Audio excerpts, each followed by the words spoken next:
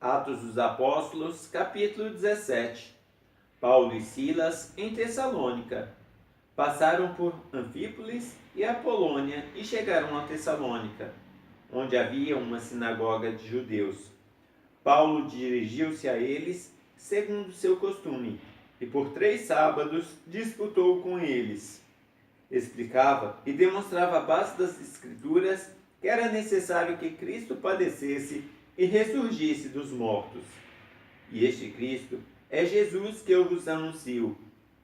Alguns deles creram e associaram-se a Paulo e Silas, como também uma grande multidão de prosélitos gentios, e não poucas mulheres de destaque.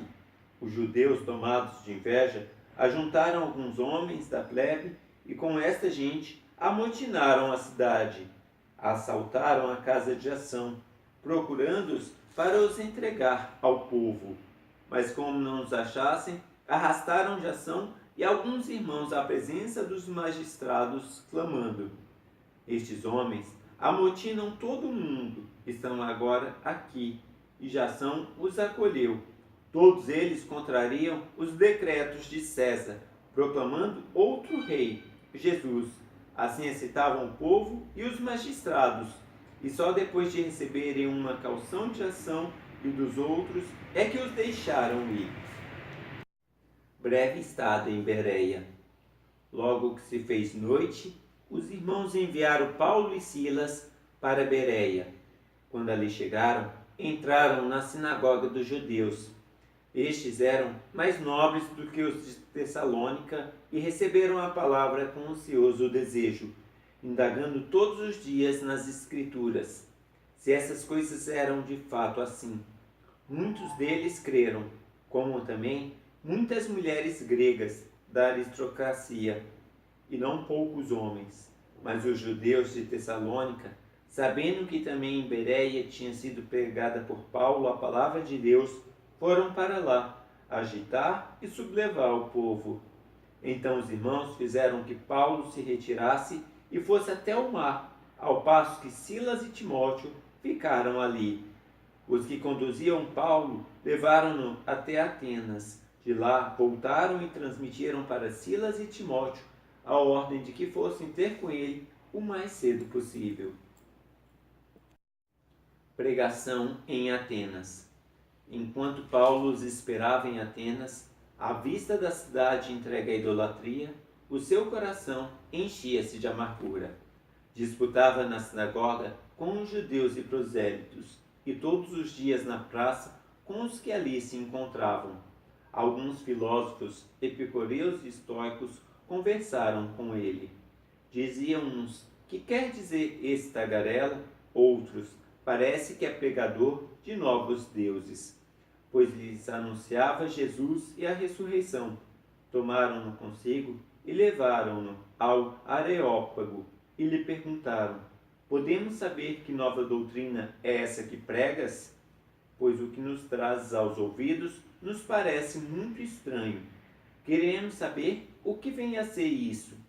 Ora, como se sabe, todos os atenienses e os forasteiros que ali fixaram não se ocupavam de outra coisa senão a de dizer ou de ouvir as últimas novidades. No Areópago, Paulo em pé, no meio do Areópago, disse: homens de Atenas, em tudo os vejo muitíssimo religiosos, percorrendo a cidade e considerando os monumentos de vosso culto. Encontrei também um altar com esta inscrição: a um Deus desconhecido. O que adorais, sem o conhecer, eu vou-lo anuncio.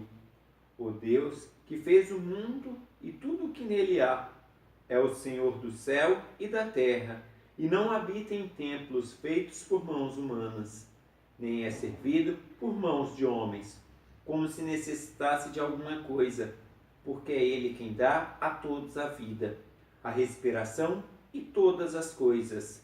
Ele fez nascer de um só homem todo o gênero humano, para que habitasse sobre toda a face da terra. Fixou aos povos os tempos e os limites da sua habitação. Tudo isso para que procurem a Deus e se esforcem por encontrá-lo, com que as apalpadelas, pois na verdade ele não está longe de cada um de nós, porque é nele que temos a vida, o movimento e o ser. Como até alguns dos vossos poetas disseram, nós somos também de sua raça.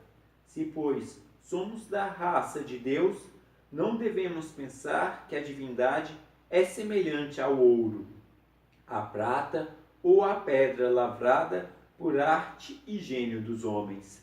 Deus, porém, não levando em conta os tempos da ignorância, convida agora a todos os homens de todos os lugares a se arrependerem, porquanto fixou o dia em que há de julgar o mundo com justiça, pelo ministério de um homem que para isso destinou. Para todos deu como garantia disso o fato de tê-lo ressuscitado dentre os mortos. Quando ouviram falar da ressurreição dos mortos, uns zombavam e outros diziam: a respeito disso te ouviremos outra vez. Assim saiu Paulo do meio deles.